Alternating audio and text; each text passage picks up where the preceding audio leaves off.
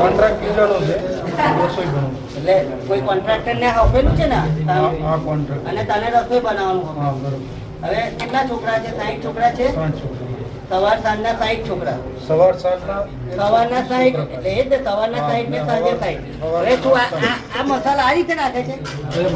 આ મસાલા છે બરોબર, આ રીતે તેલ આ રીતે, આનું આ રીતે અંદર જીવડા પડે.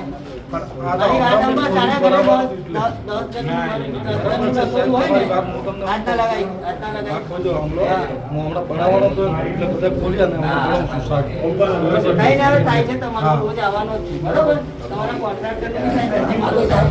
ગેસનો બોટલ તો 2 દિવસથી નથી આવતો, અને તોય છતાં કે એ પહેલા પણ ગેસનો બોટલ હતા તોય છતાં જમવાનું સારું નહોતું.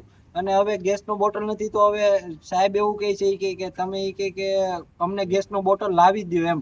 તો અમે એ કરવા ગેસના બોટલ લાવવા અમારા મા બાપે અહીં મોકલ્યા છે કે પછી અમને ભણવા માટે મોકલ્યા છે? તો એ ગેસના બાટલનું અમને લાવવાનું કહે છે, તો અમે એ માટે નથી આવ્યા વડોદરામાં. અને જોઈએ તો મહેશ દેસાઈ કરીને એક સર છે જે અહીંના વોર્ડન છે, એ એવું કહે છે કે અમારા થકી તમે કે આ હોસ્ટેલમાં રહો છો એમ. અને અમે કાંઈ એના લીધે નથી અહીંયા રહેતા, અમે તો અમારા કહેવાય ને કે મેરિટ ઉપર રહીએ છીએ અહીંયા. અને અહીંયા હાવ કાંઈ જમવાનું નથી, વ્યવસ્થા સારી નથી, મેનેજમેન્ટ સારું કે નથી, કોઈ સિક્યુરિટી સારા કે મન ફાવે એમ. અને કોઈ પણ આવી જાય છે હોસ્ટેલમાં તો અને વોર્ડન છે તો વોર્ડન કાંઈ કરતો નથી, અને બસ એ જમવાનું બી નથી સારું આવતું, એવું છે અમારું. તમારું નામ શું? મારું નામ અભય. હું છેલ્લા 5 વર્ષથી અહીંયા રહું છું. આ વર્ષે સતત સમસ્યાઓ રહે છે. અમે આ વિદ્યાર્થીઓ બધા ગુજરાતના દરેક ક્ષેત્રથી આવતા હોય છે પોતાના સપનાઓ લઈને.